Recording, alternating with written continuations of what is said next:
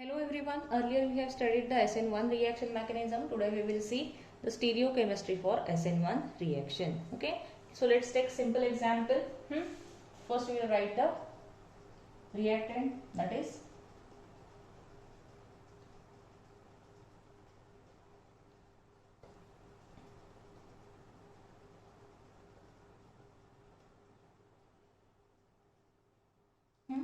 this is simple 3-bromo 3-methyl hexane. Yes, see the carbon atoms. How many carbon atoms are there? 3, 4, 5, 6. Yes, so the longest carbon chain consists of 6 carbon atoms, so it will be hexane, and these two are present as a substituent. Okay, and these are present to the third carbon atom. Yes, so this will be 3-bromo 3-methyl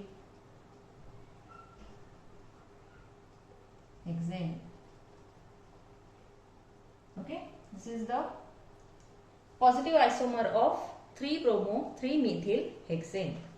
So first we will see the SN1 reaction for this. So this is basically the hydrolysis reaction. The reaction takes place in presence of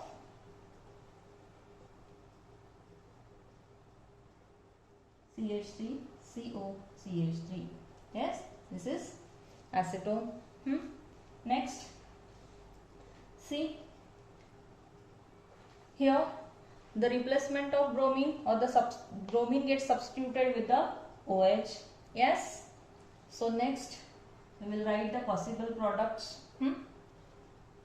As we have studied earlier, the attack of nucleophile takes place from either side.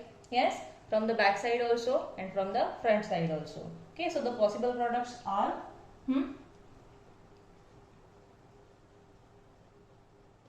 see the possible products.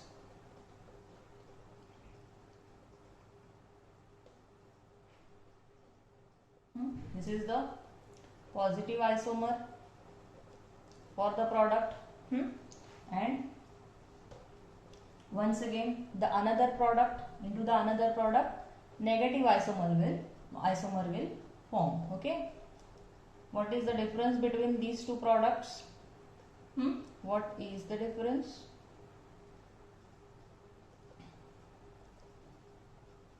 Attack of nucleophile takes place from both the sides. Yes, so this will be the negative isomer. Okay, so in this case, as the positive and negative isomers are formed, these products are present into the racemic mixture. Okay, and what will be the name for this? It will be hexanol. Similar, 3-methyl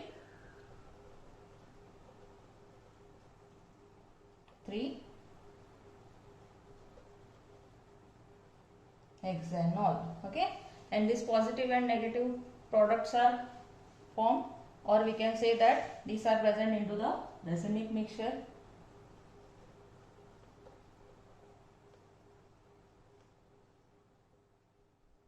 Okay, so this SN1 reaction results into racemization. Okay, and this is the example for the optically active 3-bromo 3-methyl hexane. Okay, so when this is heated with the aqueous solution of acetone, here the racemic mixture of 3-methyl 3-hexanol is formed. Okay, so next we will see the mechanism for this reaction.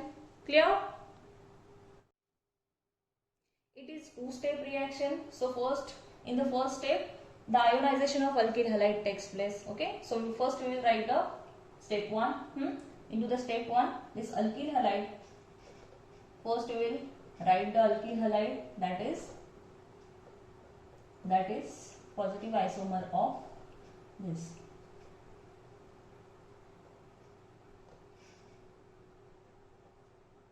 Okay,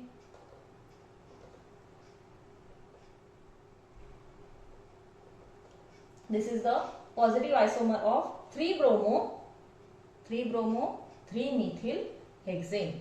Okay, so into the first step, ionization of this alkyl halide will takes place. Okay, and this alkyl halide ionizes into carbocation and bromide ion. Okay, so first in this step breaking of this CBr bond will take place. Okay, and it can be written as breaking of this CBr bond takes place into the first step. So transition state can be written as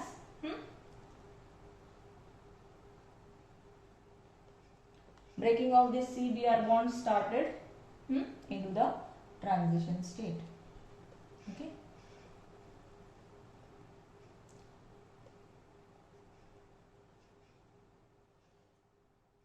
In this way we can write the transition state. Next, by the removal of or by complete, when the CBr bond completely breaks, the carbocation is formed. Okay, it can be written as C positive and like this, with the removal of bromine negative ion. Okay, so this will be the first step for the SN1 reaction. So in the first step, this alkyl halide ionizes to form carbocation and bromide ion. Okay, the carbocation which is formed here is having trigonal planar structure, and this carbon atom is achiral, or this carbocation formed is a achiral carbocation. Yes. Next we will see the second step. Into the second step, attack of nucleophile will take place on this carbocation. Yes. So this nucleophile attacks on the carbocation from the either side, and the rate for the attack will be equal.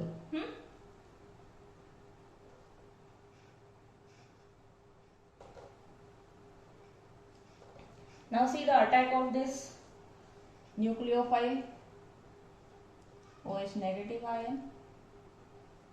OH negative ion. We'll consider the attack of nucleophile from the both sides. Okay. So first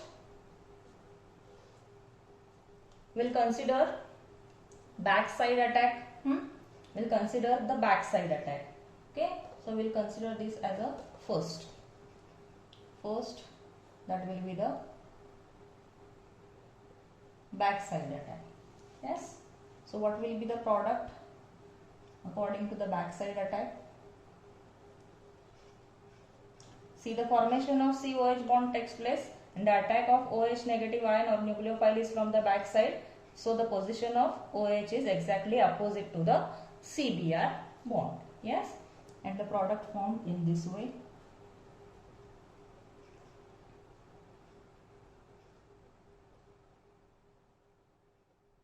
Okay. And exactly this is the exactly inversion of configuration. Okay.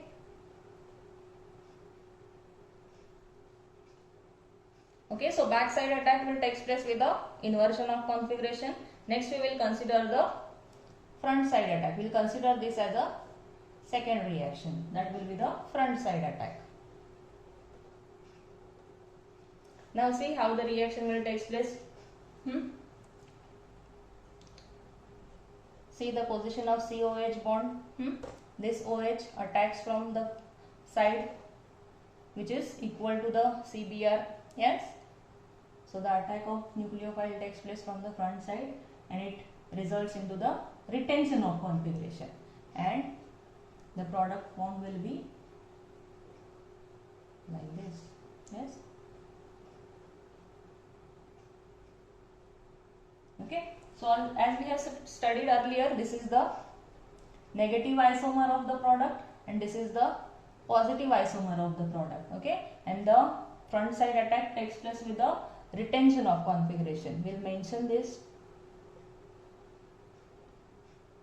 Okay, so it results into the formation of racemic mixture.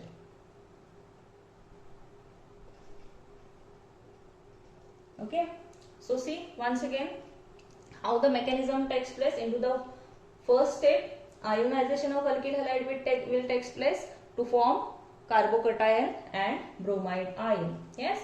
Into the second step, nucleophile attacks from the either side.